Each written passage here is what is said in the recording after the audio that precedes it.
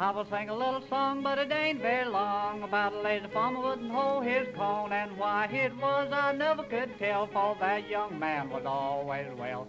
That young man was always well.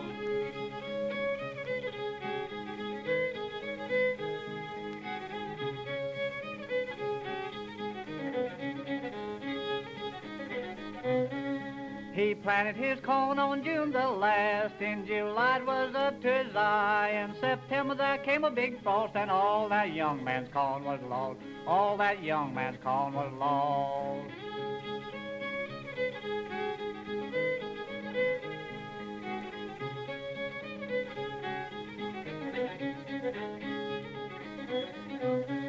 He started to the field and he got that last. The grass and the weeds was up to his chin. The grass and the weeds had grown so high, it called that poor man for to sigh. Called that poor man for to sigh.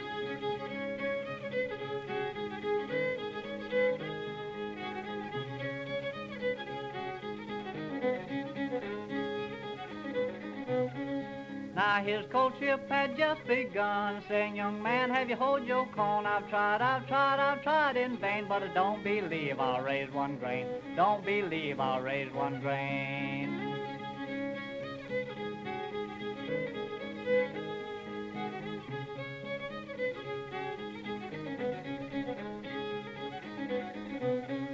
Why do you come to me to wed if you can't raise your own cornbread? Single I am and will remain, for lazy man I won't maintain. Lazy man I won't maintain.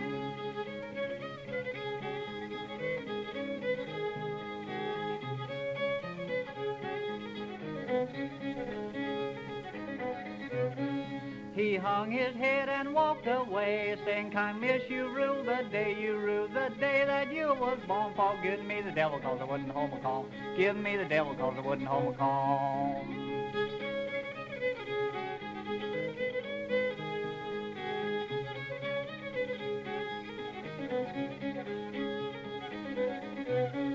Now his courtship was to an end. On his way he then began, saying, kind miss, I'll have another girl if I have to ramble this big wide world. If I have to ramble this big wide world.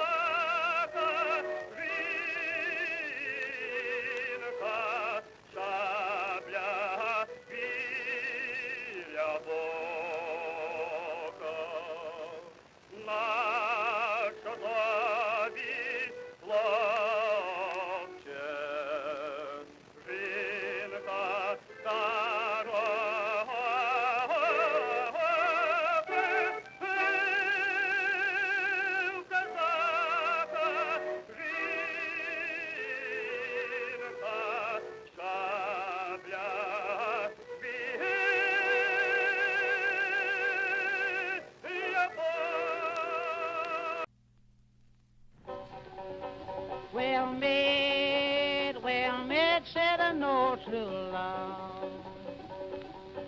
Well, maid, said he, I'm just returning from the salt, salt sea, and it's all for the love of thee. Come in, my old true love, and have a seat with me. It's been 3/4 of a long, long year since together we have been.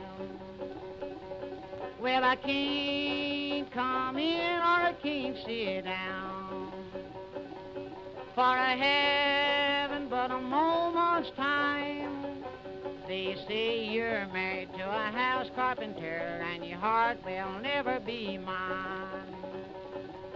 Now it's I could have married a king's daughter, dear. I'm sure she'd have married me, but had I forsaken her crowns of gold, and it's all for the love of thee.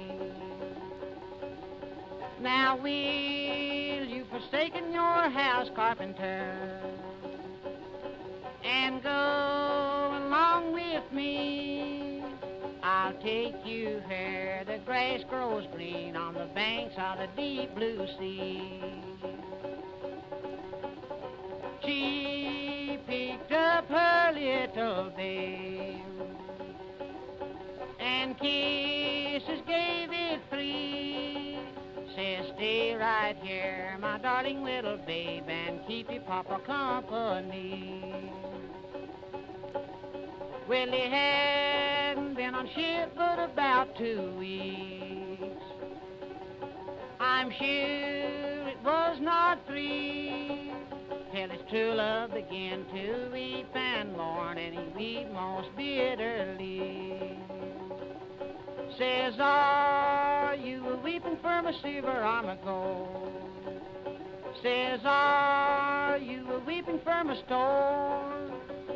Are you weeping for that house, carpenter, whose face you'll never see anymore? No, it's I'm not a-weeping for your silver or your gold, or neither for your store. I am weeping for my darling little babe, whose face I'll never see anymore. Well, he hadn't been on ship but about 3 weeks. I'm sure it was not 4 till he sprung a leak in the bottom of the ship, and it sunk him for to rise no more.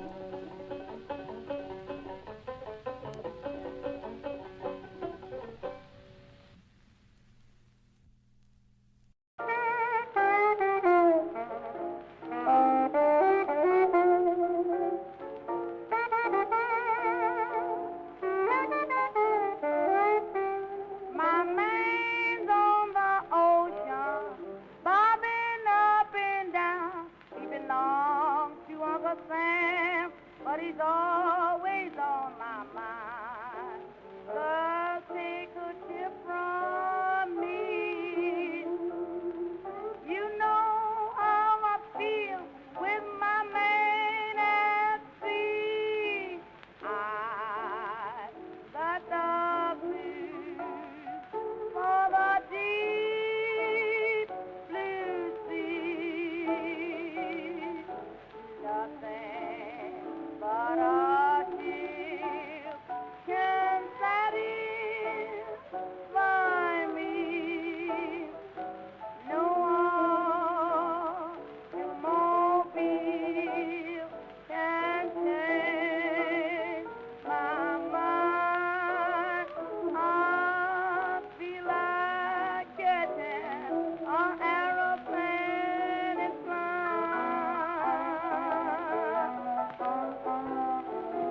when I hear that whistle blow, I know the ship. Okay, welcome back. I'm Remy. I'm a game developer and programmer. I'm working currently on Driven, which is a crowdfunding platform, a feature-driven crowdfunding platform, and is aimed at any kind of project. But currently, I'm making it. I'm starting it using game development. So, if you want to support Driven, you can go in the description. There is a link to my website, mihandises.com. But if you want to just help me for today, you can tip me. It's the second link in my description below. So I didn't have time to set everything up, so I will just set my lighting. Sorry for that. So today, let's just see what it is going on right now. I'm doing the episodes on each position in game development, and today I want to do the position, the marketing specialist, and also I forgot to tell you that I'm looking for a team of dev that are beginners. So and I want to teach each one of you what you want to, what you would like to do in the team, even if you haven't ever touched game development, even if you haven't touched sound design or level design. I don't care if you don't have experience, and in exchange I will teach you for free in the live stream. But if you want personalized one-on-one session, go to mehendices.com in the description below, and subscribe to my Patreon, and I would be giving you one-on-one and help you with the specific cases apart of the online live streams. I would say anyone who is a Patreon would anyway, that won't change a thing if you interrupt the live stream, but eventually I would like to give space for people that are not Patreon during the live stream. So I'm sorry for my voice.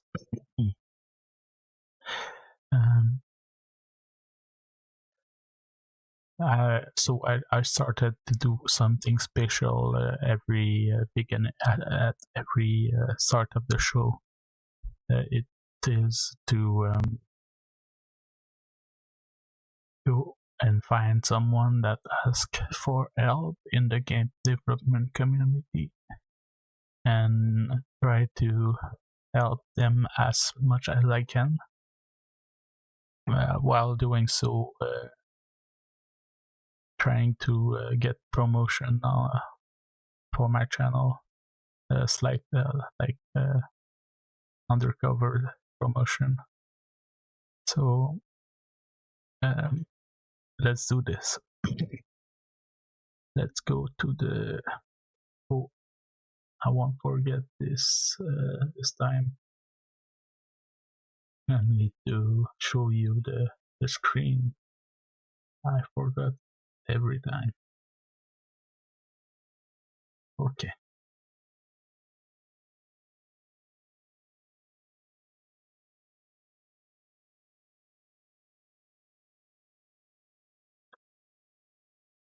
So let's start Facebook first. Weight loss transformation. I tried to show my weight loss and put a slight promotion, but I don't know if it worked. I didn't see. I will check the analytics with you for the marketing specialists right after. So let's go to the groups and see someone asking for help that I can something that I can do, at least in something that I can do in like 1 hour or less. And right away I'm on too much promotion, so I don't get the right groups for that. So let's get more nitty gritty. Let's get more. The audio stream currently by Red Zero is lower than the recommended bitrate. We trying to. Okay, my bitrate audio is not right. I will check that eventually. So let's do this.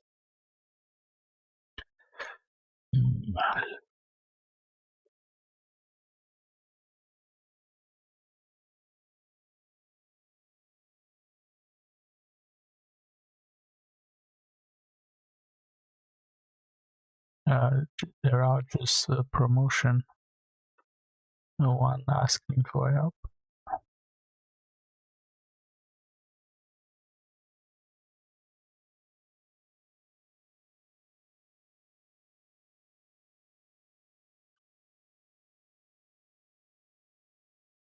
Yeah, I think that's some kind of the wrong choices of group mixing. They try to mix promotion with support.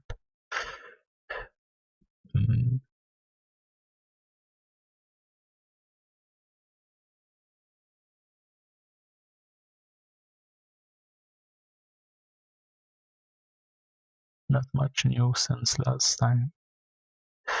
I tried to find it.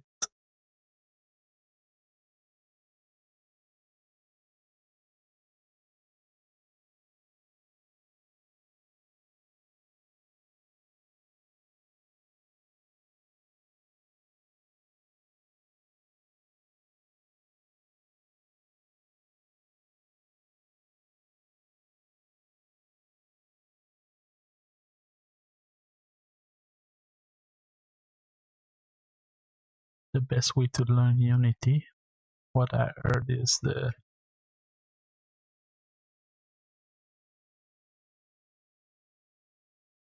it's Unity Learn. There if you want really to learn everything from A to Z. I don't usually like tutorials, like a specific tutorial, but I heard a lot of good from this one. But my usual way to do this is why I say no tutorial is rather that if you use another engine other than Unity, or you don't have the time to do the Unity Learn sessions, I would say my approach is to do a project that you really want to do, that you really like. Don't care about the rest. You will figure out as you go. Don't need to learn the language from A to Z. You just need the basis, like how to write a function and variables. Then after that, you go as you need. It's not the best approach, but for beginners, it's fine enough because you need to.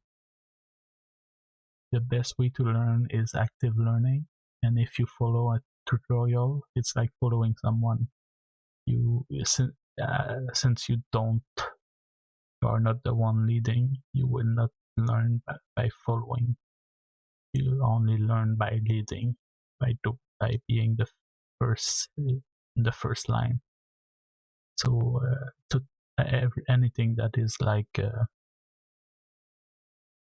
lectures are not really good for memorization, and everything that is active learning that you are not lectured by someone, it's the best way to learn. It's the best way for your brain to learn, your muscle memory and everything.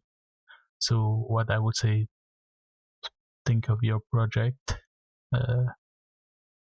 and then the issue you will have if you follow my approach doing your project just learning the basis of the language, like function, variables, and doing doing things as you go. Like let's say you want to do a 3D platformer, and you want to know how to make the character jump on the platform without him going through the platform, let's say. Then you put your character, everything. You are at the moment when you jump in, your character is falling through the platform. Then you search you don't search like how to make a game in Unity and do any tutorial you find. You do your project and you find the issue as you go, and you find a solution as you go, instead of doing a tutorial that does something you don't really want to do. So that's what I mean by active learning. You do your project. The issue that you will encounter is that you don't know you don't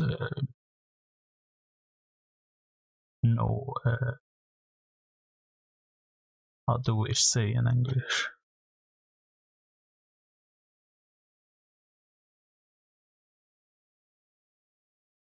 Innately? Intern? No.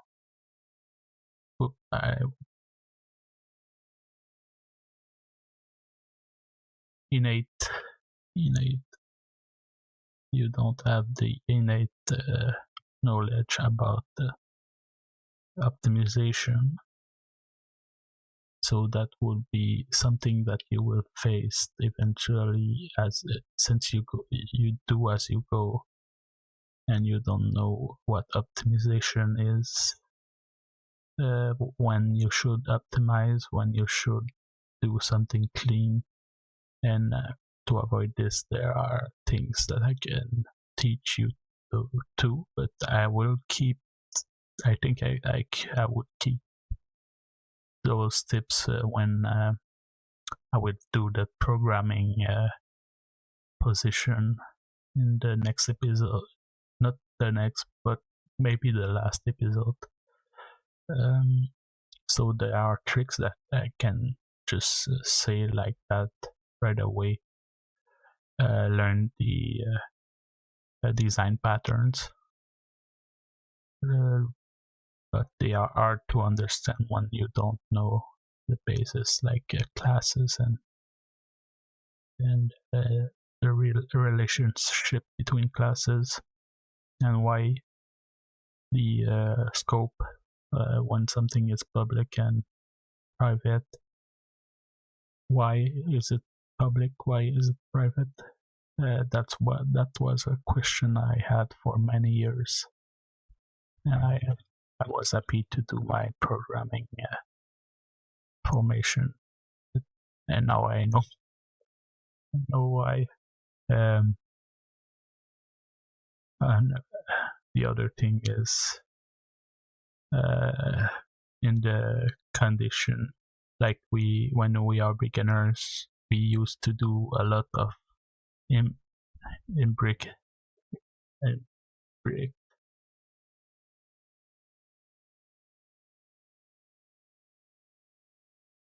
nested if statement. We do a lot of nested if statement, and that there's a like if condition, and inside if condition, and then it makes a Street Fighter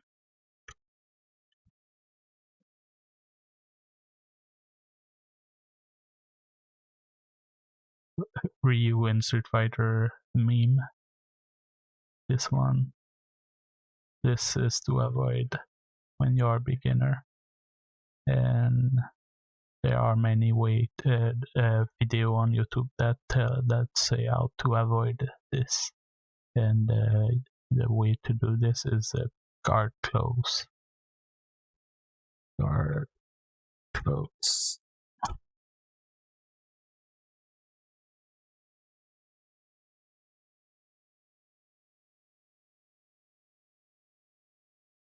part close. Early return. It's you reverse your if condition. If it's true, they become false. If they're false, they become true. And the first one is usually the first if. But in the logic of your function, it should be the one that returns as fast as possible the thread that is entering the function. So you pick the condition that is most likely to return and don't do the function, and then you almost always can avoid nested if statement. So I need to stay focus on the subject. So that's it. But for optimization, that's a good.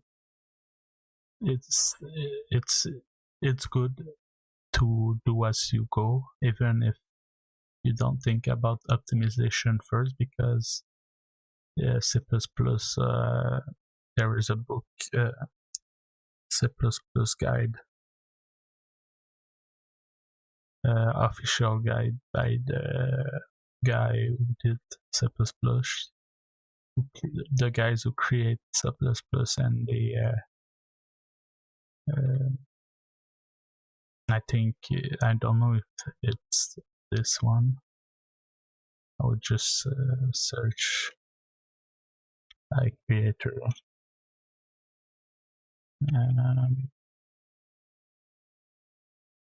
I don't remember his name. Yeah.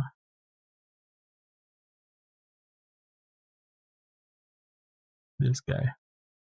Can't pronounce his name.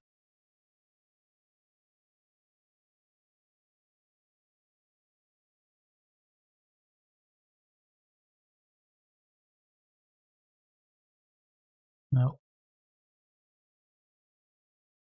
There is a web page. Oh, core guideline. Yeah, that's the one. You need to check this one, but it's applicable for all languages. It's the section for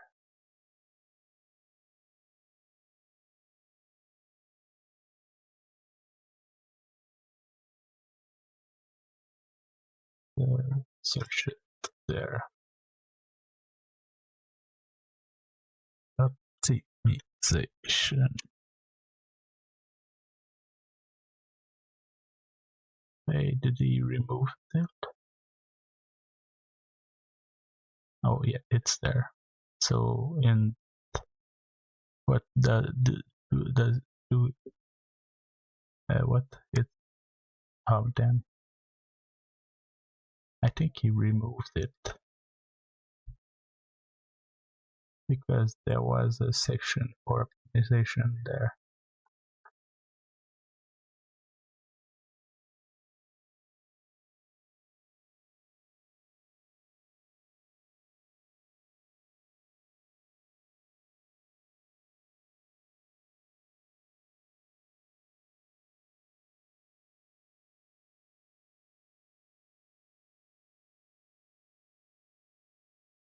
And I'm going too far into it, but it's something good to know before starting, so I won't let it go.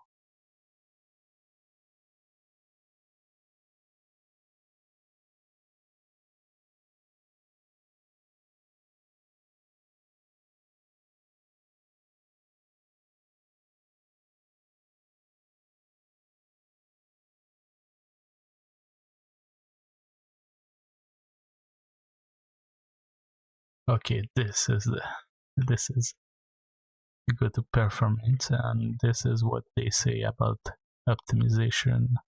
and I think it applies for any language, and one of the reasons why you can go as you do in programming and game development. Don't optimize without reason. If there is no optimization, no need for optimization, the main result of the effort will be more error and higher maintenance cost. Because some people optimize because it's fun, not because they need it. Don't optimize prematurely. You can, when you end up knowing what not to do, you can do it. If you don't want to go back later on and clean up, but sometime you can leave comments to the to-do comment. You make a comment with the capital letter TODO, and then you say what you need to do there, and later on anyone in your team seeing this knows that optimization, usual optimization needs to be done, but you want to avoid it as long as you need. Don't optimize something that's not performance critical.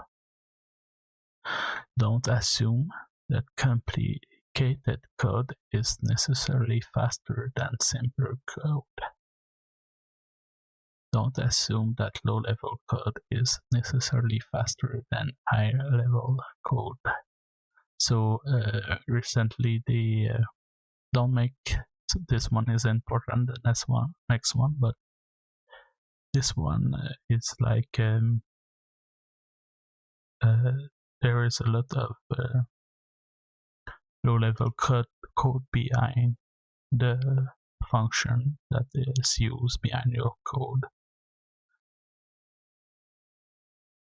And sometimes we think that, okay, the low level is correct because there are people working on it on team in those teams. And there was a time where these line of code were not optimal and you had to do the assembly code yourself. But these days are gone, and eventually also it's always updated. The code behind the assembly codes are updated, and now with the AI they are sometimes finding better ways to do the assembly lines, and it's updated without us needing to do something.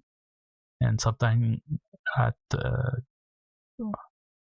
some time you could say this, I know this call to this library or standard library call is slower than the other one, but it's wrong to say that. You need to check because there could have been an update behind without you knowing. So the next point is, don't make claims about performance without measurement, because everything changes, and we can come and say, no, this is slower, but since 3 years have passed and everything has changed behind the line and the code, the assembly lines, the performance issue you had 10 years, 3 years ago are not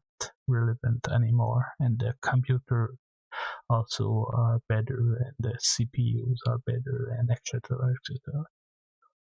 So it's sometimes it's to take with a grain of salt, because you need to avoid code smells, and you need to know when it's a good trade-off to do design pattern that is long to do, because sometimes when you start with the right design pattern at the beginning of your project, it's better to start right away with it, even if it is some kind of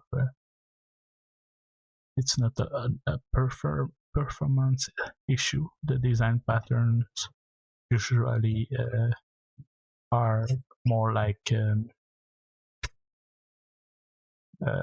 not performance but maintenance issues. Like later on, the code will become too complicated rather than too slow. So that's not really what it's talking about. It's not talking about design patterns, but rather the when you do profiling in your code to see what is called more often and what is low to call. This is more about performance than maintenance of the code. So that's it. I need to close that before going even longer on that subject. So I'm just checking if you hear all the noises in my house. A bit. Okay. So next, I was helping someone and I went over it. But I think I answered this question. What I think I did answer, so I will take it as a beginning of my stream a session. How do we see that? I always search my words in English. So I think that will do for our first segment. That's the word. Our first segment of the stream. So next, I will go over the marketing specialist and I will focus on one thing specifically today that I was doing last week on my non-stream time.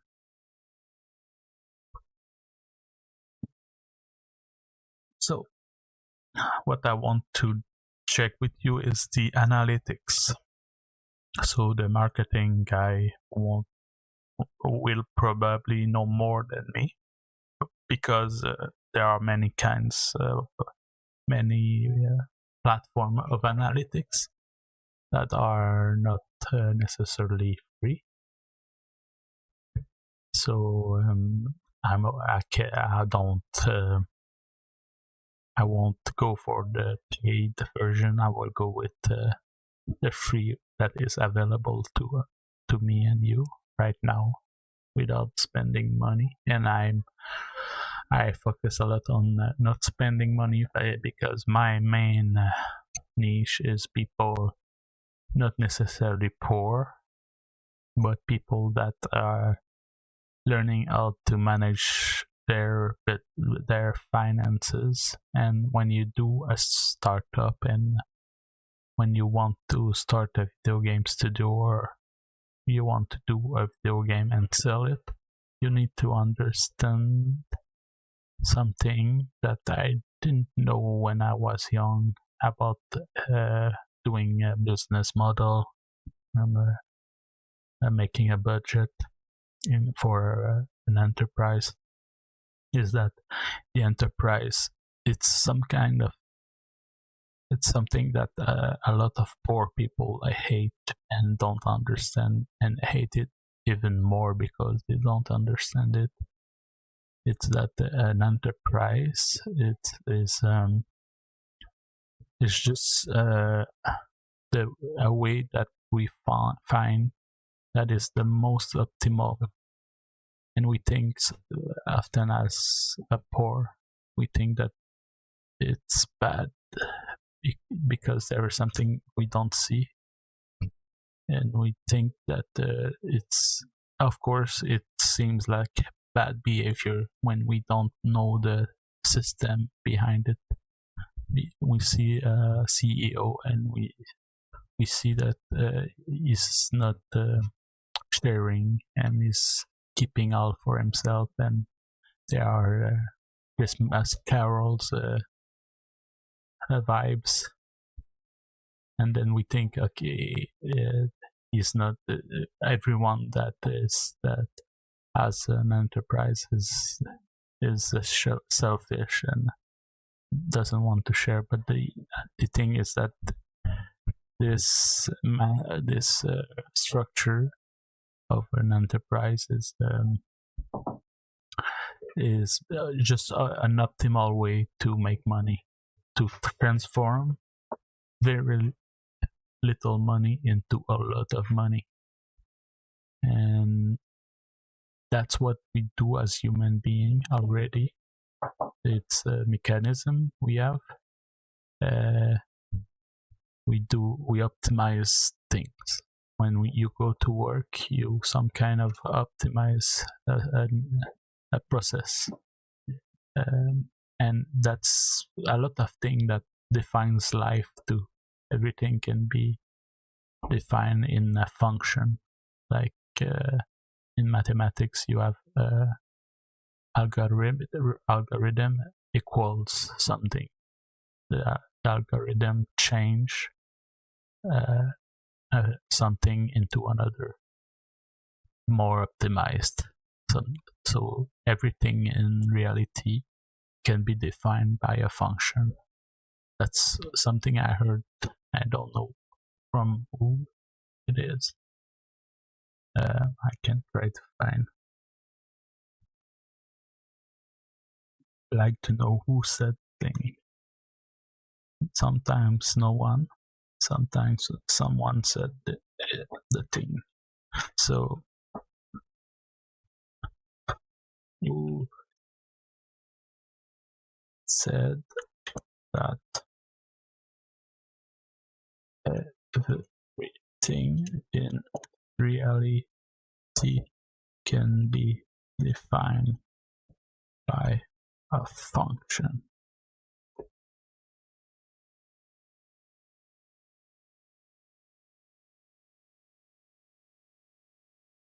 Benedict de Spinoza, 17th century Dutch philosopher, proposed that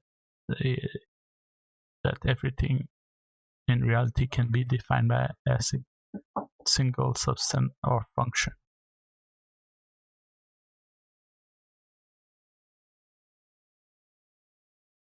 I don't know if it's the guy that I'm referring to, but maybe it is. But there is like 20 to 30% of hallucination in those model. So sometimes he just fit the words function into it because it looks like what I want to say.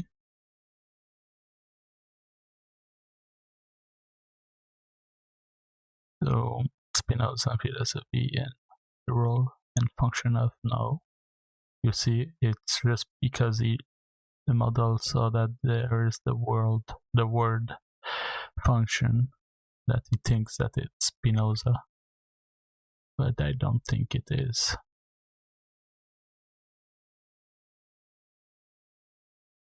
I don't think it is this guy.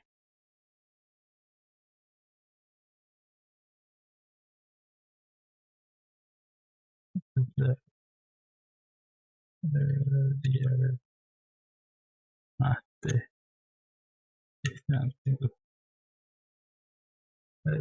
that I think it was a mathematician, but I'm not sure.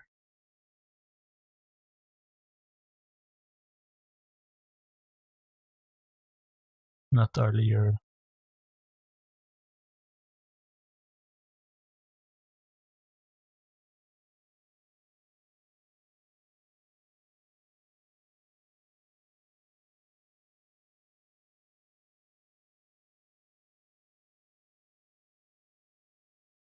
It's keeping the pro on.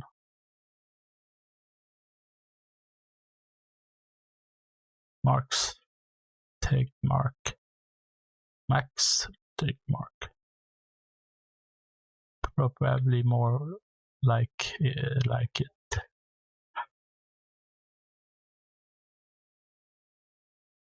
No, it doesn't say exactly. I don't know who said that. I can't find it, but that will be it for this. Okay, so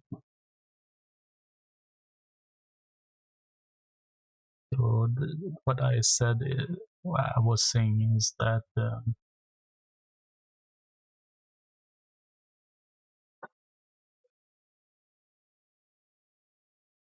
that we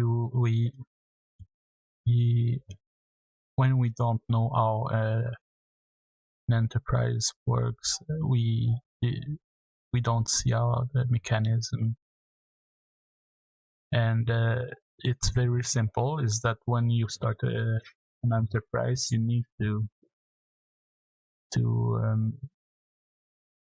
check how much money you make, and from that money you can set your expenses.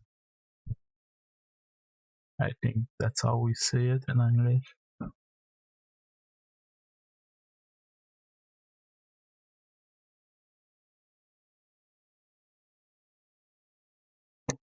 Expenses. So, and we think, okay, but this process it creates the reason why rich people are not prone to share money. And also, what's another thing that is problematic is that when you share money, there is some kind of there are multiple issues that occurs. There is the issue of sharing the money for momentary pleasure, and that's what we are when we are poor. That's what we think will save us. That a rich person gives money and that will be enough, but it's momentary pleasure because we didn't learn how to keep the money. And this is shown when, for instance, like this is not the same point, but no, it's more like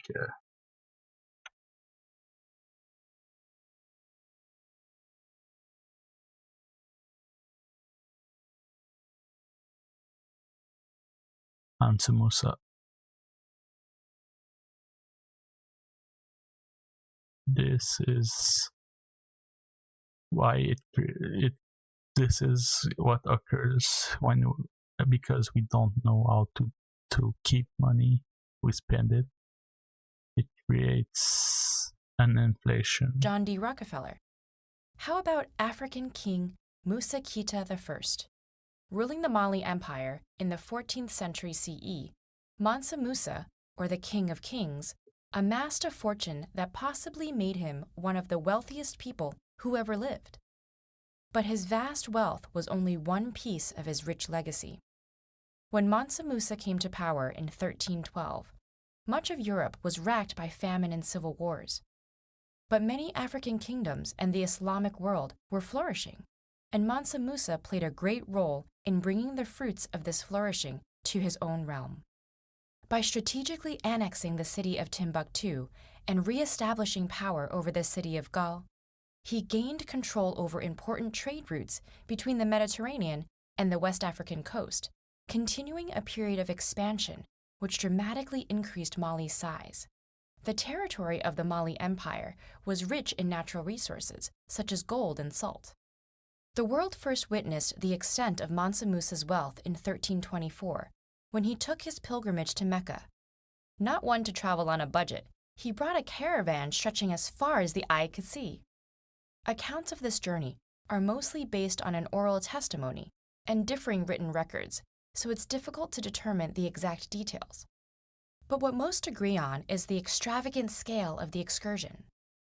Chroniclers describe an entourage of tens of thousands of soldiers, civilians, and slaves, 500 heralds, bearing gold staffs and dressed in fine silks, and many camels and horses bearing an abundance of gold bars. Stopping in cities such as Cairo, Mansa Musa is said to have spent massive quantities of gold, giving to the poor, buying souvenirs, and even having mosques built along the way. In fact, his spending may have destabilized the regional economy, causing mass inflation. This journey reportedly took over a year, and by the time Mansa Musa returned, tales of his amazing wealth had spread to the ports of the Mediterranean.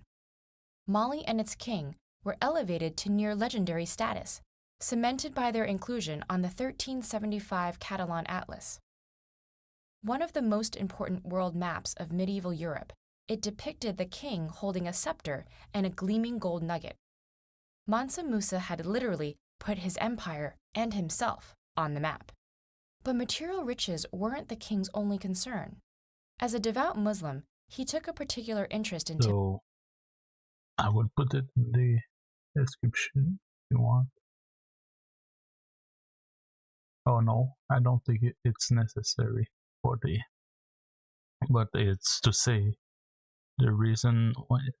It's like when you want to help someone, it's like they are drowning, and you don't want to of course you can be a lifesaver and you know how to go and take someone out of the water, but usually they will have to make you unconscious because you will drag them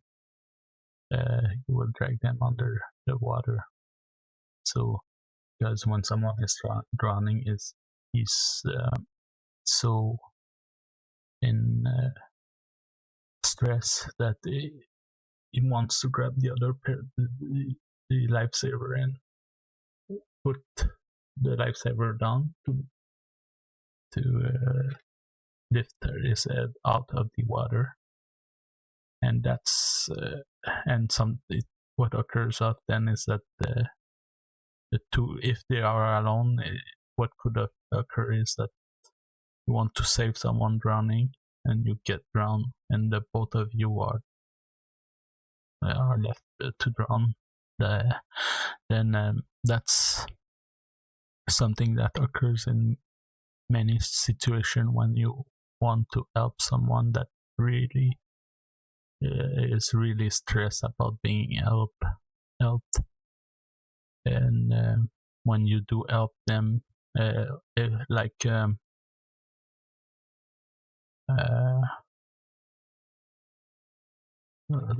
three winners and up.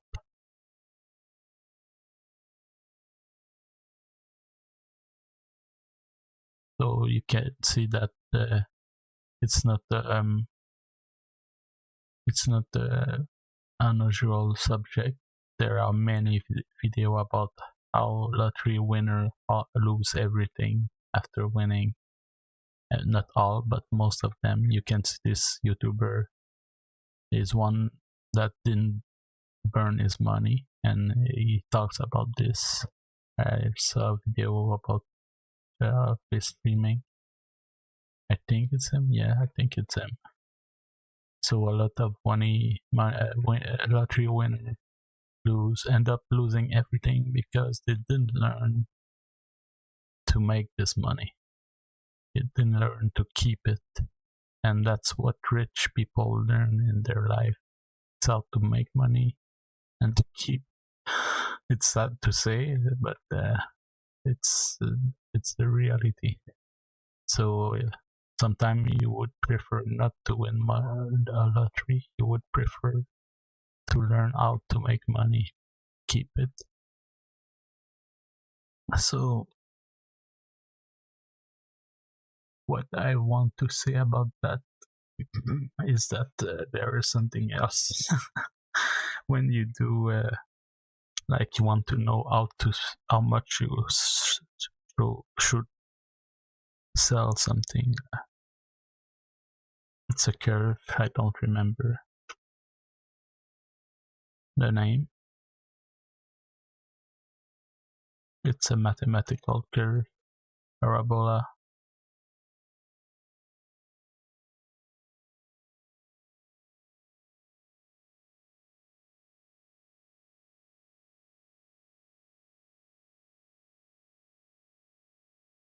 And there is two points.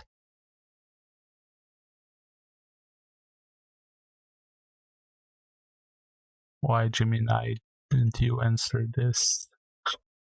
I saw Gemini answering my question, my search, and then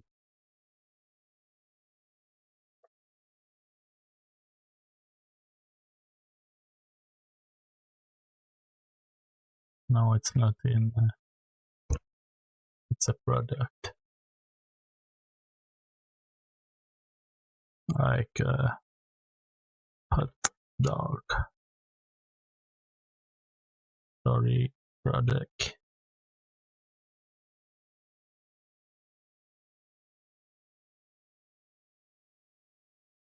Look, it looks like this.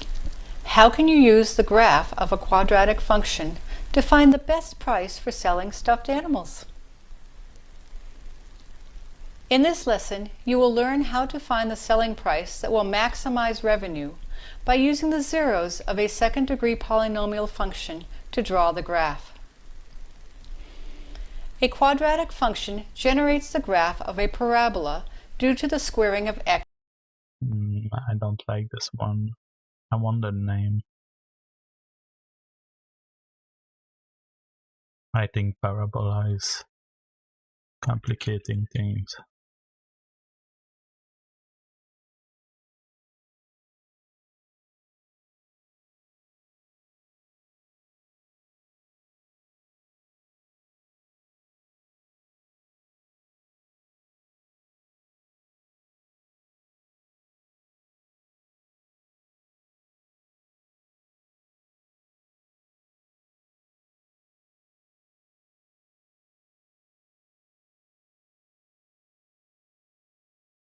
Yeah. I think it's this one. No, it's a parabola.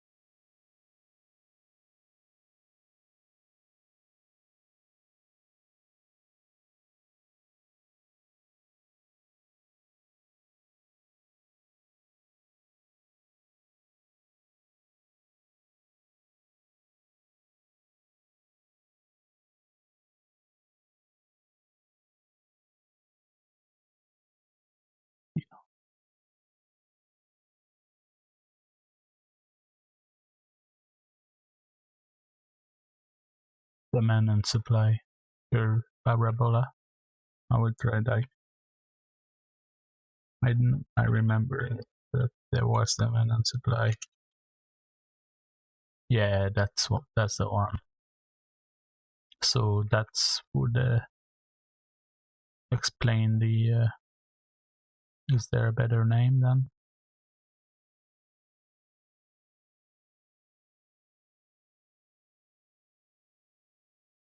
Let's see this.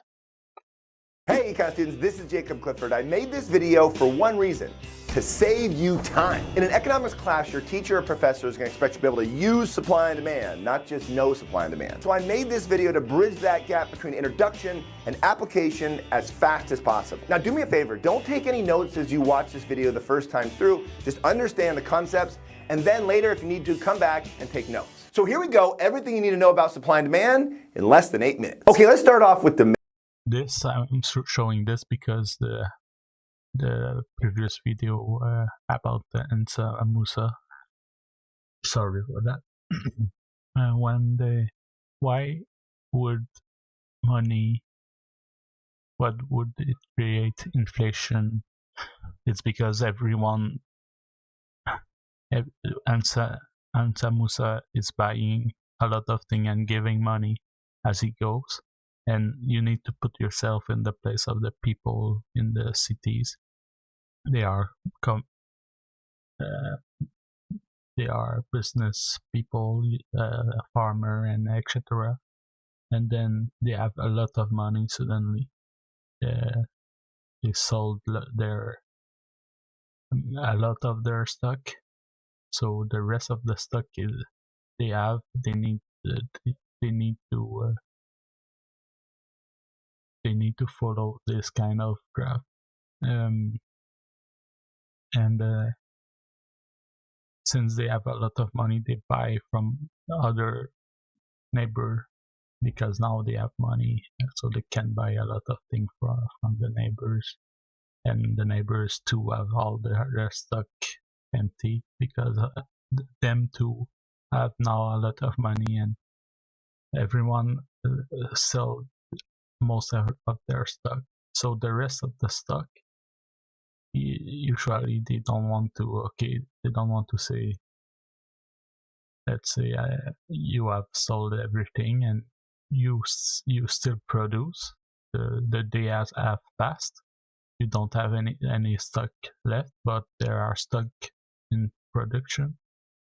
Maybe like next year your crop will have grown and you will still have things to sell, but you don't. You can either sell it very low because now you have a lot of money, but what occurs is that you either sell it lower than usual, but your current money is falling down really quickly, or you keep your price as it was, and you can still keep a lot of money, or you put your price higher than usual because now you have a lot of money and you don't really care about not selling because it's too costly. So demand. This is the demand curve, and it shows the inverse relationship between price and the quantity that consumers are willing and able to buy, so the quantity demanded. When the price goes up, the quantity demanded falls. When the price goes down, the quantity demanded increases and people want to buy more. There's 3 reasons for the law of demand. The first one is the substitution effect. When the price goes up for ice cream, people substitute away from ice cream and go buy other products like candy bars. And if the price falls for ice cream, people substitute away from candy bars and start buying more ice cream. The second reason is the income effect. When the price goes up, so the substitution, as you said, the ice cream, it's like when winter here in Canada, usually people buy a lot less ice cream because it's too cold, and when you eat ice cream and it's cold, you feel sick. Sometimes you can feel sick because it's too cold, and that's why sometimes there are products that it's not the time for, it's not the season, and the price change, and the ice cream it's cheaper, or like winter clothes in the summer are cheaper, things like that. The income effect. For ice cream, people are going to buy less ice cream because they have less purchasing power. They can buy less ice cream. And when the price falls for ice cream, the quantity demand is going to increase because people can buy more ice cream. Each dollar buys more ice cream than before. The third reason is the law of diminishing margin utility. As you consume more and more ice cream, you get less and less additional satisfaction or happiness from it. So the price has to fall to increase the quantity that people are going to buy. So if you already bought one ice cream cone, to get you to buy another one, they've got to lower the price. That shows you an inverse.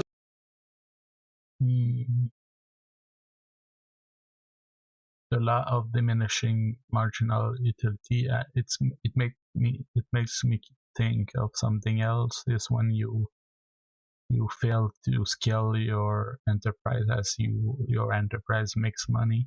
Sometimes there are enterprises that make so much money they fail to scale and it crashes. And it's weird thing because you would think that they make a lot of money, so they will go higher and higher, but sometimes it's too much and they don't grow enough. so the product do not evolve, and the people, like in the law of diminishing marginal utility, they don't feel the urge that they felt when the enterprise first started, and it crashed. They don't reach their customer as their customer envy as much as at the beginning, and etc., and it just falls down.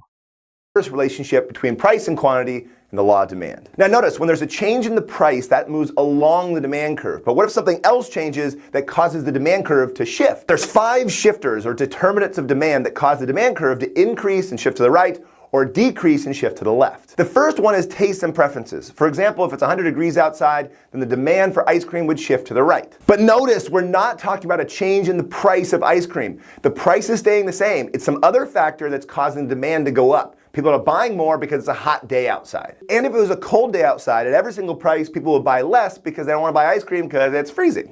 I'm good, we're good. The second shifter is more consumers. So more consumers would increase demand, less consumers, less buyers would decrease demand. The third shifter is the price of substitutes and complements. Notice this is not the price of ice cream, this is the price of some other good, like candy bars. Candy bars and ice cream are substitutes, so if the price goes up for candy bars, people are gonna buy more ice cream and the demand curve is gonna shift to the right. But ice cream and ice cream cones are not substitutes, they're complements. So if the price goes up for cones, that's gonna cause the demand to go down for ice cream. Again, we're talking about the price changing, but not the price of ice cream, the price of some different product that's related to ice cream. The next shifter is income, and it depends on the type of product, because there's normal goods and inferior goods. A normal good is when income goes up, people buy more of it, and when income goes down. To talk about why it creates, when you give a lot of money, it can create, it would create inflation in the economy. It would make things, the price of things go higher. So you would think like right now that's what is occurring. Sometimes people say that the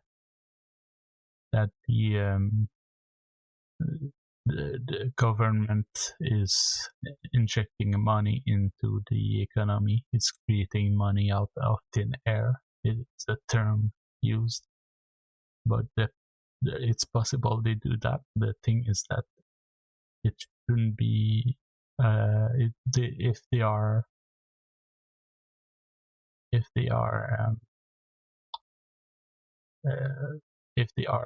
studying economy.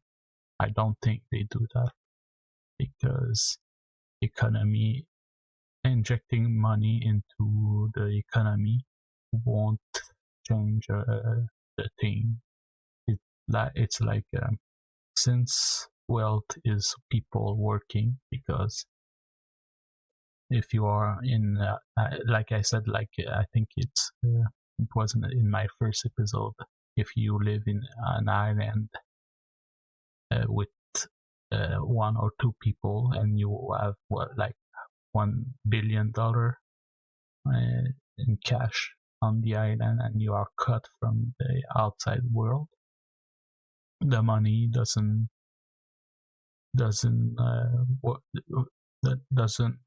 equate to 1 billion in the society, in a large society. It equates to what you 3 decides to, and what can occur is like one of you possess the $1 billion.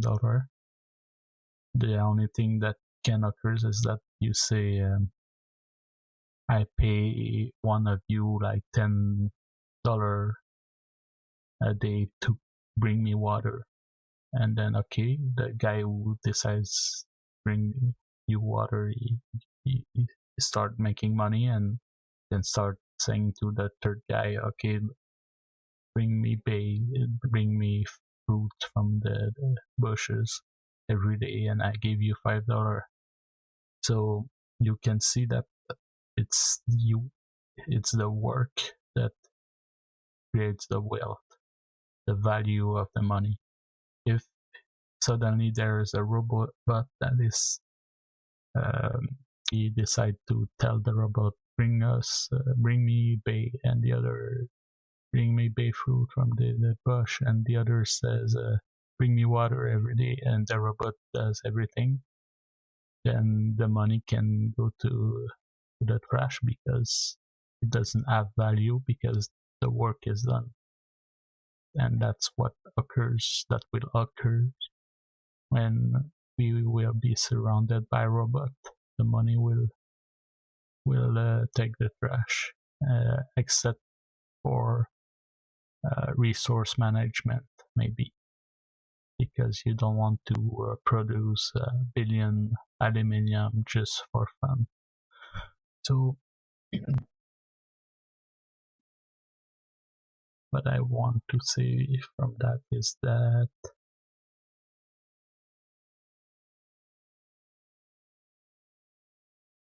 it's a bit like the things that I didn't know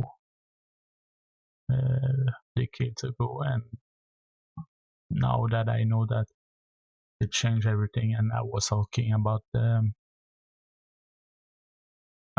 why my country, government economists, I don't think they inject money or create money, because it will just add up. It's like the money is a wealth of a nation is like blanket that represent people working and giving goods and services, like the robot earlier. And this blanket, if you add a tissue to this blanket, it will just stay the same thing, but with more surface. Or maybe a better example is that when you add money, you just cut this blanket and it's still the same blanket. It doesn't change anything. It's like adding a zero to let's say we use $1. There is just $1. There is no cent, and everyone use the minimum unity of $4 is 1 unity of dollar. And then we decide that now the new unity is 10. It's not 1 anymore. We just add a 0, but it's still just the price is just add a 0 to every price. That so the price is higher, but it's not higher. It's the work, everyone do the same work. So that's it. Adding money, creating money from thin air in the government won't change anything. I don't think economists hired by the government do this. It's very useless. So that was I wanted to say. So it was just an introduction for the analytics. Because what I want to talk about is the analytics. And when you want to do free analytics, there are websites that I should know, but for now I know just this one, and maybe someone among you could give us a better website. But there is Google Trends, and I played with it, and I would like to, if you don't know about it and you want to do marketing like me right now, I want to know what should I talk about apart from what team should I approach in the next week when all the position will be done. And I want to look at what people are searching for, similar to what I am offering right now. So I could search how to be game developer. How do we write game developer? No PP. Then what I like to do is do worthwhile past 5 years or 2004 to start with. So people since 2012 or 2012, they are more and more interested in becoming, maybe because the population is growing too. So that's not a good indication of growth. But that's not what I want to see. I will leave all categories. You can search YouTube search, Google search, YouTube. It's I don't think like suddenly in 2017, maybe because YouTube appeared around that, or game development. I don't know what occurred then. I will return to web search. Oh no, web Google Shopping is not the same. If you have a shop, maybe you would want to check Google Shopping. So the region, you have the region Y. That's not what I want to see. I want to see what people research else than that. That's what I want to see. I want to see the top. What is a game developer? No. How to make a game? Video game developer, software developer, how to, and then you can click on it if you. I don't want someone who search what is a game. I want people who search how to make a game more than the other choices.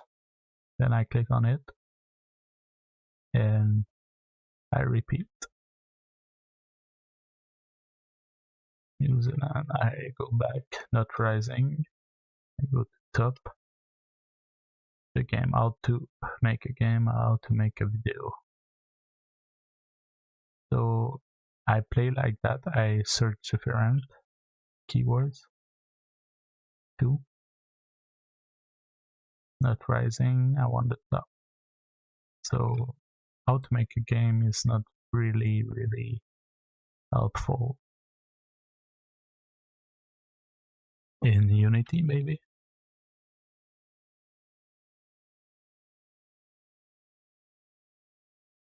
You could also like reduce the time because you want to know what is trendy too. You don't want to rehearse the old theme. So maybe like a few months or 1 year. Something went wrong, you do a refresh when it says something went wrong.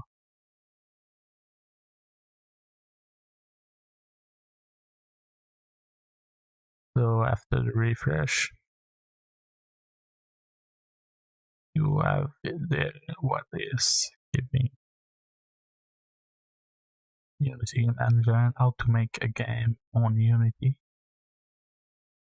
It's not really helpful, but it's a start. It's a start.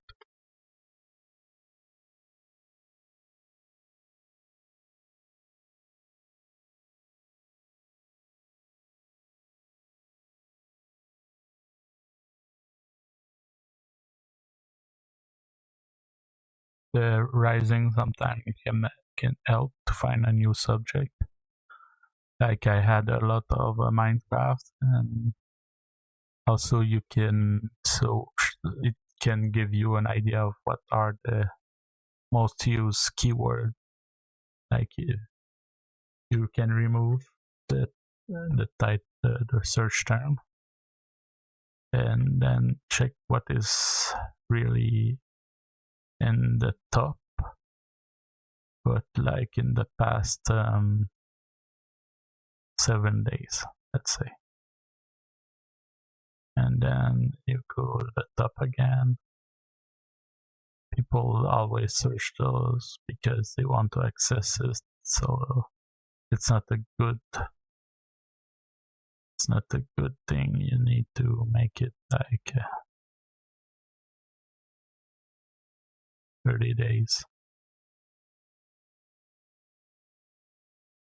So I want something more precise, like you do a game, more a little bit more precise. Now I'm still in worldwide 30 days, no category. Or you could do like what is mostly said in games category rather than the other way around. And then you have games stuff in the past month. So this one tells me a lot. Lottery, lotto.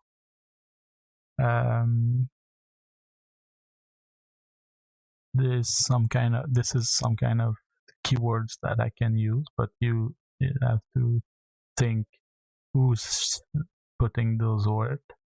So maybe you don't want those people in. Pokemon is always popular, but I guess that because maybe it's worldwide, maybe Asian countries are more still into Pokemon. Let's say I will go back to Canada. Can I search like America? America? No. Like in Canada, Rising, I still have Lottery, Lotto, Casino.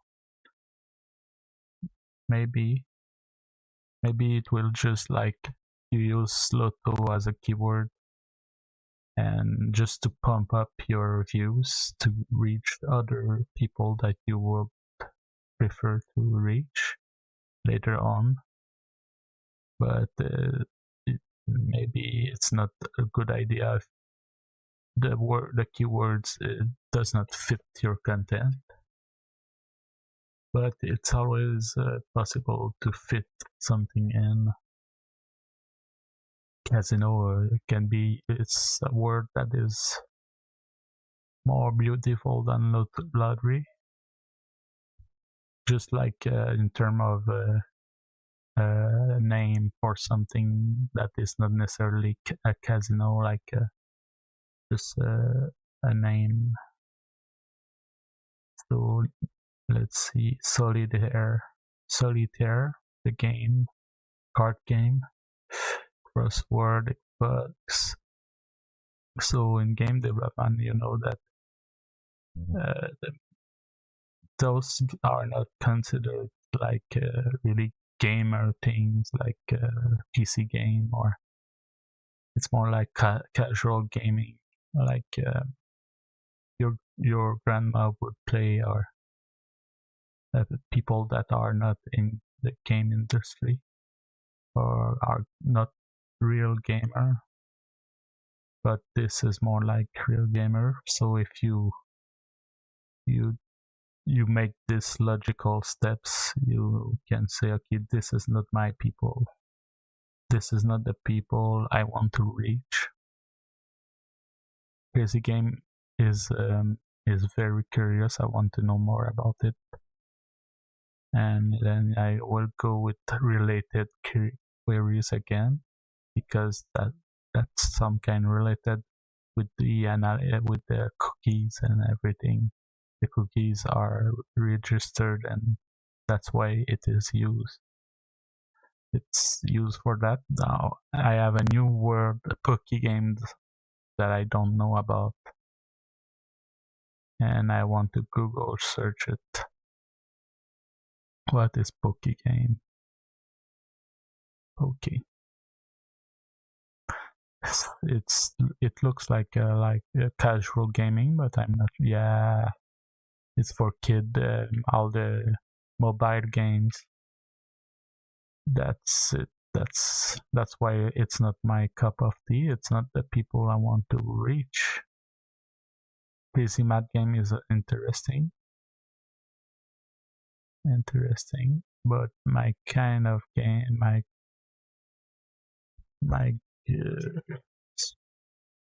sorry, I just closed it.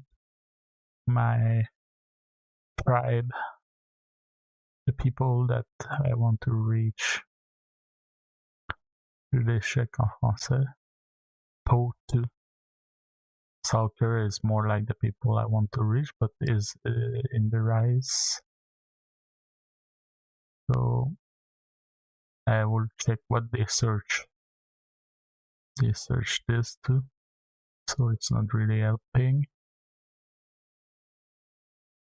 And that's how you do your research when you want to search for keywords to use in your promotion or web socket, web hook, your web hook.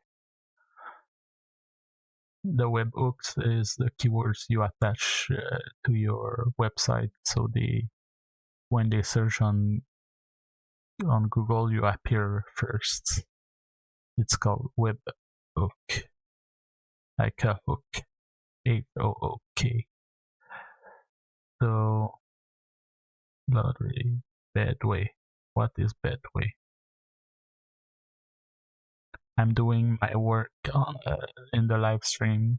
This is so I don't stress into creating my content offline. I don't stress anymore, so I can be relaxed when I do my live stream, and I can work on Driven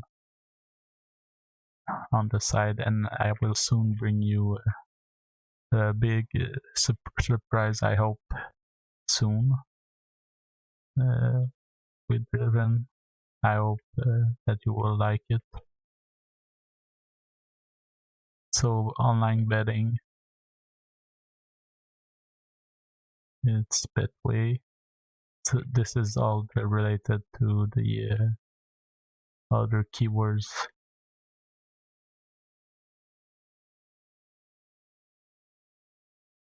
And quick task. Okay, so that's it for this one. The next one is you have YouTube and you do your promotions on YouTube. I heard that Twitter was good from someone. I think it was a GDC or someone that posts on the indie game, where someone talked about his post-mortem. The post-mortem is when you finish a project and you go over what went good and what went bad. And he was saying that what all the social media he used and which one was the best. And he said that Twitter helped him, the community in Twitter helped him a lot. So I guess I will do some Twitter account for Driven eventually and try it. But if you do it on YouTube, there are analytics. When you go to not this section, your studio, YouTube studio. What is that? I already, it's not the right channel. Because this is my email. I will try to add it on the side where you don't see.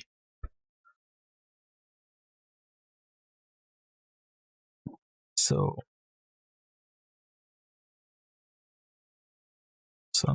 I don't know at what hour people are watching because I'm doing live and no one is showing up. But when I look at the numbers later on, I see a lot of views going up.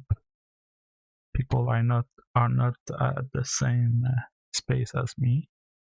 They are not at the same time zone, maybe.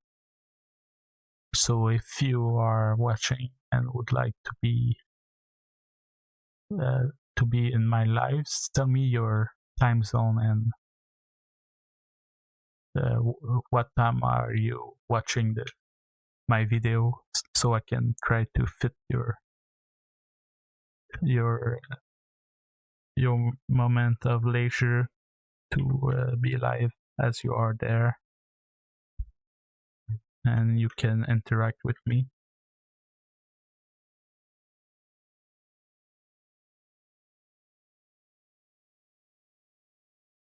I'm sorry for that. I'm not Canadian. I don't say sorry enough.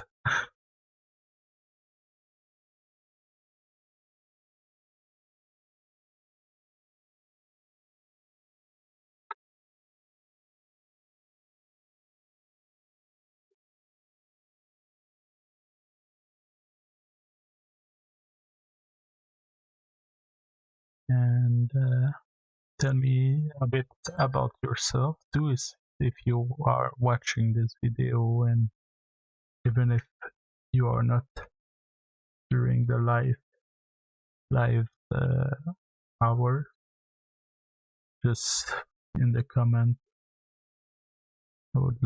I would like to read about my viewers. What are you working on? Are you in the game industry? Are you an amateur? What position would you like to occupy in the game development? Are you a game developer who does everything?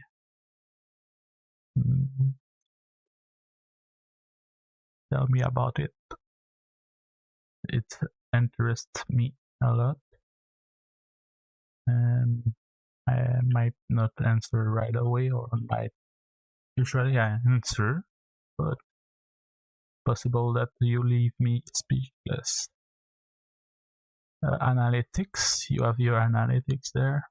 You can see things like that, but that's not what I want to see. I want to see something special.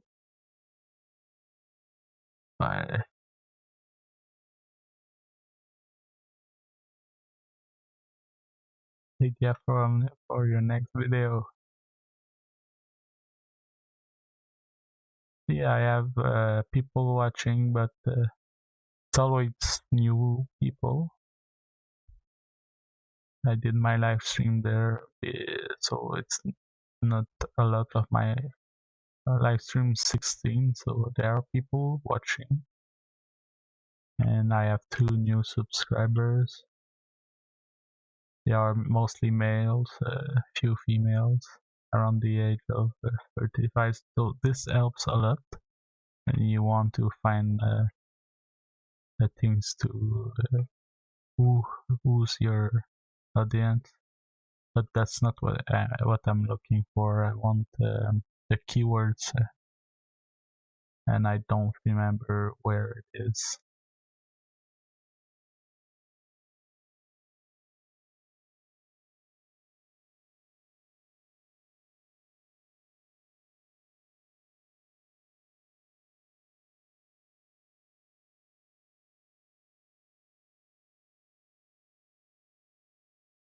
This is it.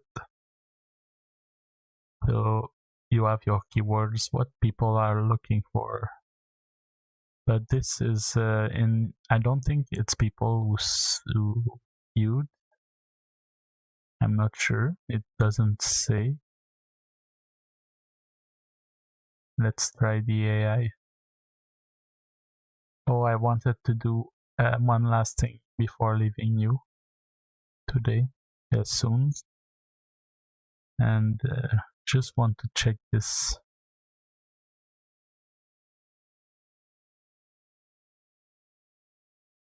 I just want to see if there are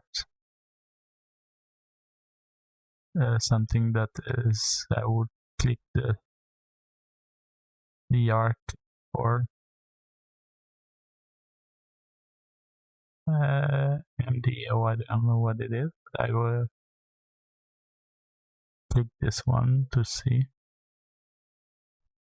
Brainstorm idea with the AI. Create idea. There are websites that does this, but it seems now that YouTube took over and do it themselves too. Hey, they do the thumbnail.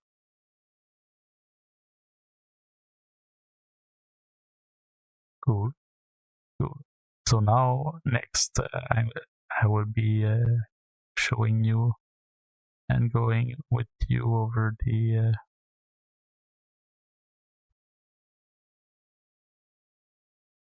new thing I just received by email. And it's not related now to analytics. It's now I will put an end to this the theme for today and leave you with that note. It's the Unity update for AI. So it's Muse. It seems that they have added AI assistant in Unity, and I want to try it with you.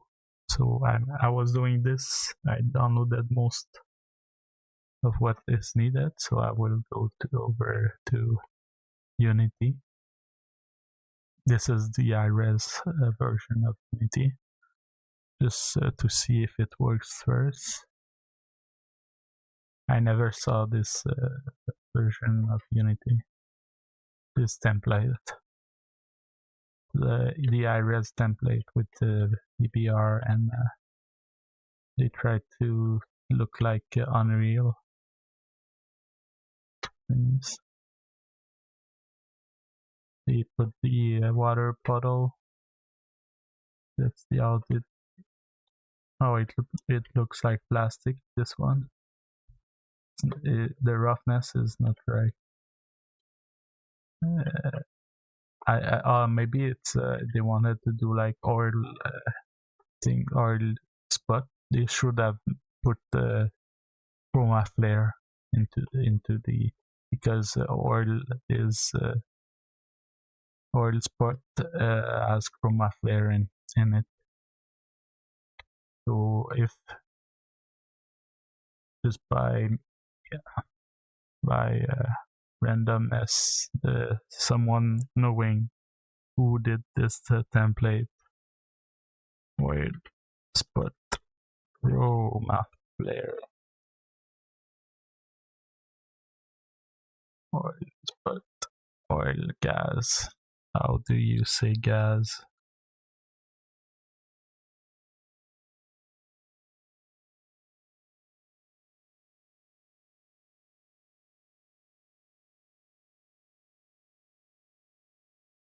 This is chroma flare as a paint on the car.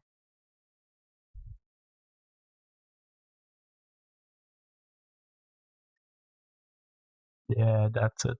You remember when you see a gas puddle or oil puddle from a car, it does this chroma flare effect, and it's probably not easy to do. Sure, you can find a matte behind it and do a shader. Let's see if someone did it. It would be probably like testing in live. I think Unreal is able to do. They did some chroma flare stuff. They did some weird stuff like minerals in depth shader. Is there someone doing a chroma flare oil effect? Doesn't seem to. Let's say you want to do a shader. What you would look for is the matte behind a chroma flare. Oh, maybe that's why.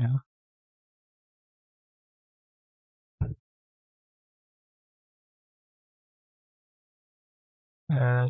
In French Canadian, we say "ah," and it feels like the English Canadian "eh," you say "eh," like people of North America they are said to have an accent and say "eh," but the equivalent in French Canadian is "ah." Chroma flare is a pigment, so maybe mattes. You would search for the matte for creating the shader, and your shader you can when you know the equation for a shader, you can do your math on it. And yeah, you can do the chroma flare if you find the math. Let's say, let's ask AI.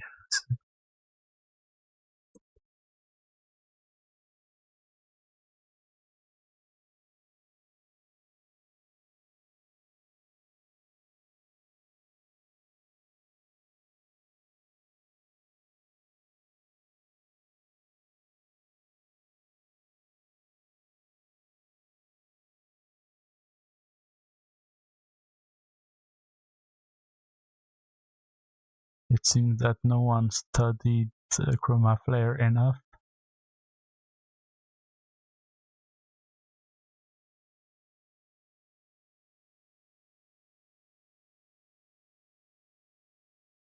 Maybe the term reflection is not the right term.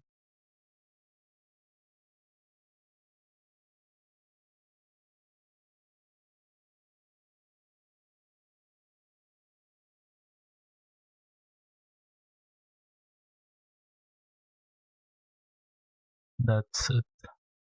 Oops.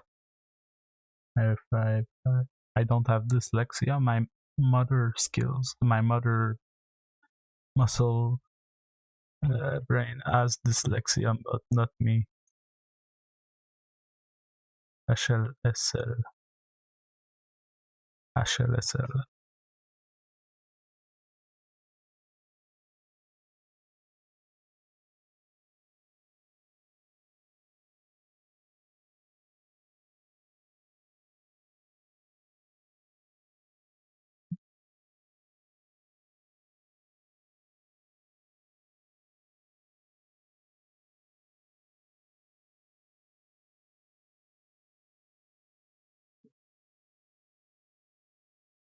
Or you can use the mathematician who define,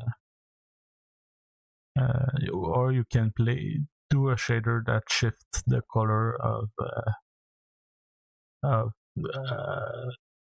like the reflection, the roughness, and the color in when the roughness is at 0, and then try to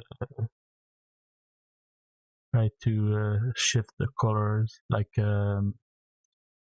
probably like the prism of Newton, like when white light becomes a rainbow, and try to play with that and shader.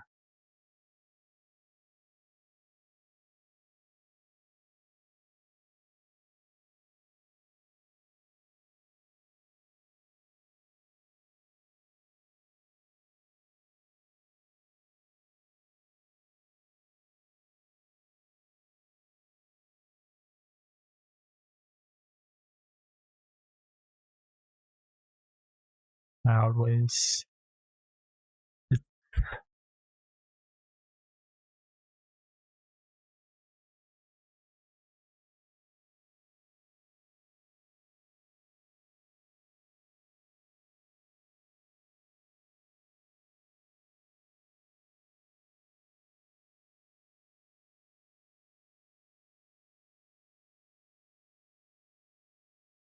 you can look at how it is defined as like this, or in the Wikipedia, and try to work the math yourself. And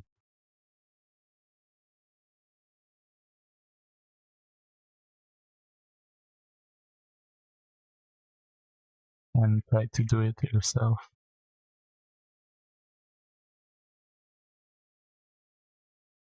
I know that Unreal did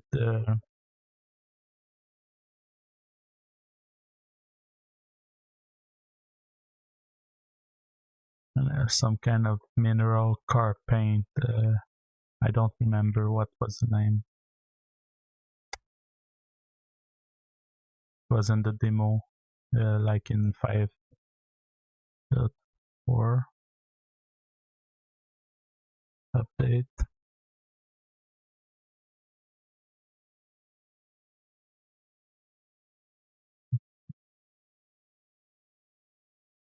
What was the name? None of them.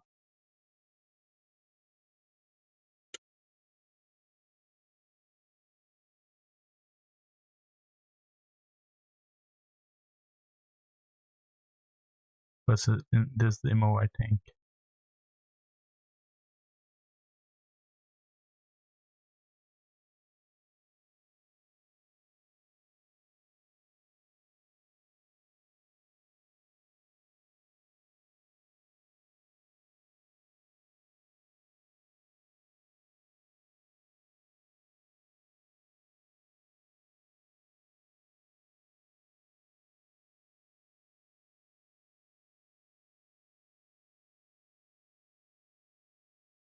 I did something like that for my internship.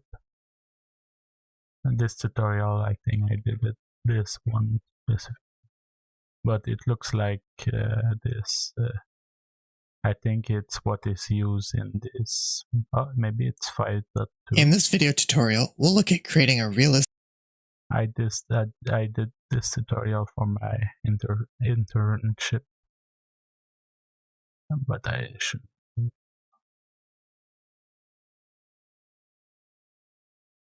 Then you have this effect, but it looks like this effect in the Unreal thing. There are parallax.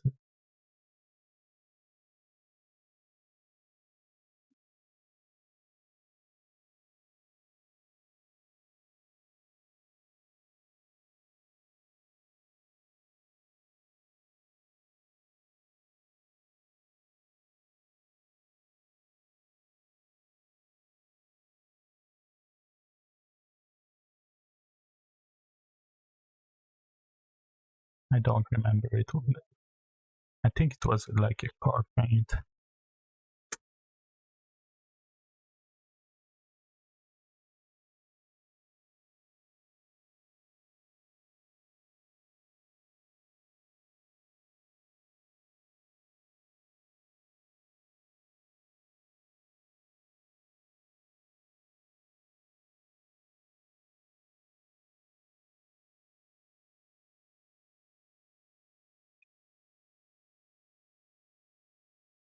Sorry for that. I was supposed to check the Unity update. Unity update, yes.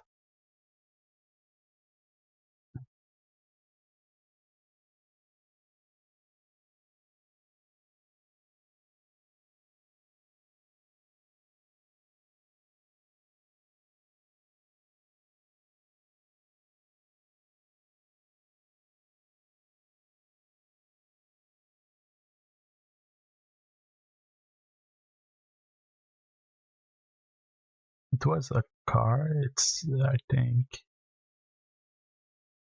but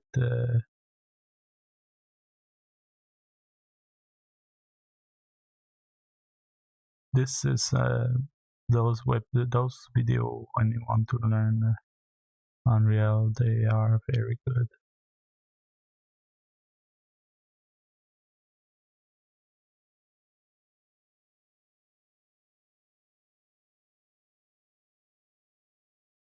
Even though often it's not.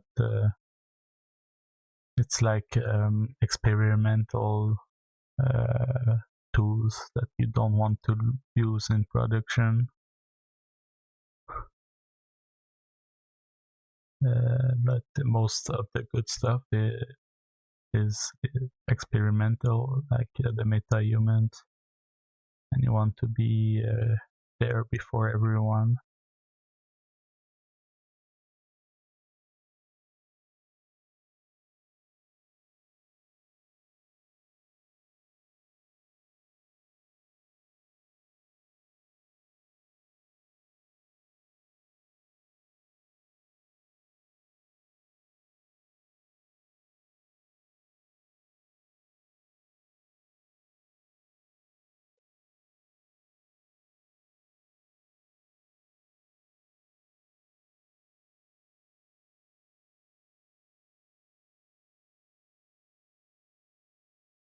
If I remember, it wasn't this tech demo, but maybe I'm wrong. Oh yeah, it's this one. You see it's similar to Chroma Flare, and there is some kind of mineral effect, like a rock with the depth in the material, that it's parallax. I did it with the tutorial I want, but if you want to try the Chroma Flare effect, maybe look at how I try to find this material from the tech demo in 2023. Could be free. They often put the scene free in. So I was going to test the Unity AI thing. It's still in play. Get out of the play mode. Okay, so they say Windows Package Manager, then remove use chat package. Use chat. Let's search. I don't have use chat.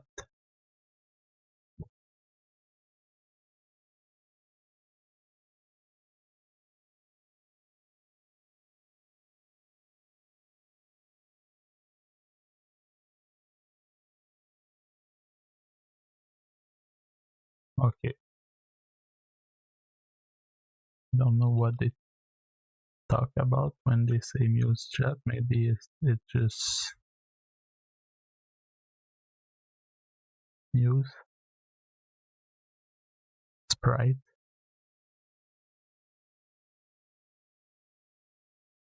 Maybe I need to download it because they never talked about the use chat. Let's try it. Maybe I would hit a wall. Use chat Unity asset store.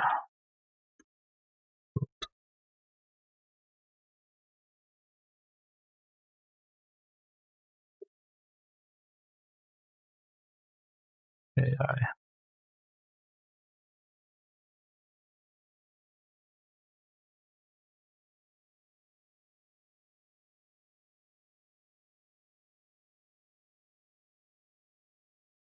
Oh, Unity 6. I thought they said, okay, in the thing they say not 6.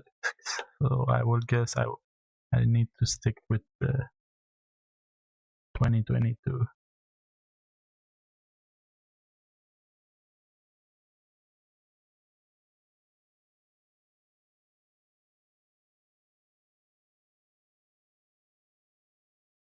Oh, I'm saved by the 30-day free trial. This is, if you want to follow the tutorial, you can mark your step and mark your progression, but I'm not doing that. I want to download.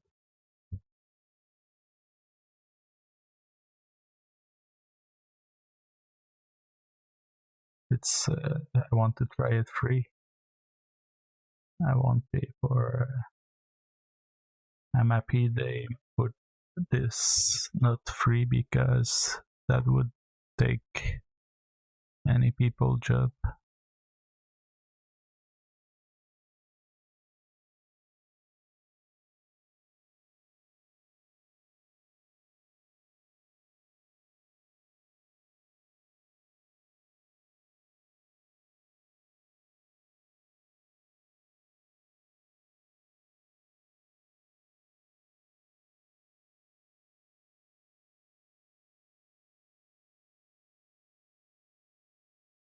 Create an account, sign in.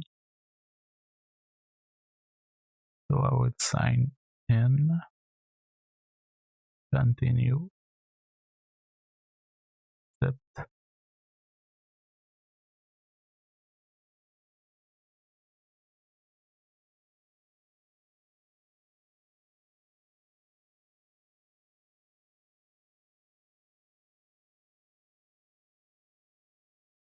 Doesn't seem to want to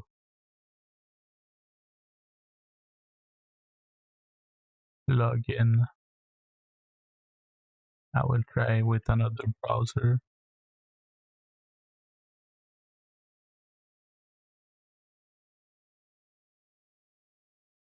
Log in.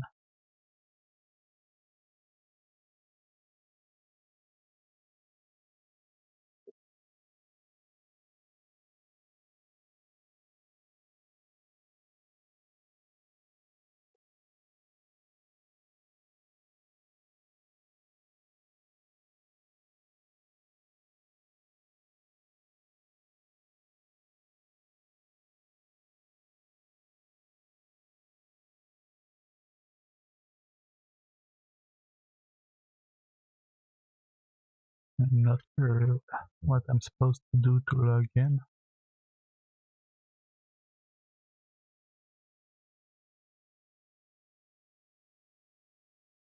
Okay, I'm logged in.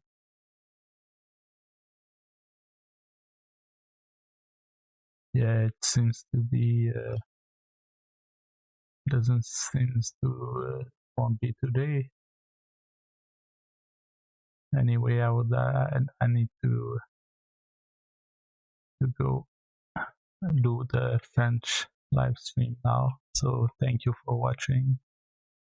And if you want to support Driven or have support in your game development or join the game team, go below in the description, click on mehandises.com and go on my landing page. At the bottom there are the social media icons and there are P-shaped icon. It's Patreon. Become a Patreon, or else if you want to just give a little support, in the description there is a second link. It's a tip links for live stream. So it's like $4 something. There are ranges of tips, and pick the one you feel like. And thank you very much. And well, let's see tomorrow. That would be another position, and it would maybe technical artist. Let's try. I've been a technical artist. Maybe I can find something more to it, because I went not deep into it. But now that I know programming, I can do even more stuff that pretend to that are fitting for our technical artists. So thank you for watching. See you tomorrow.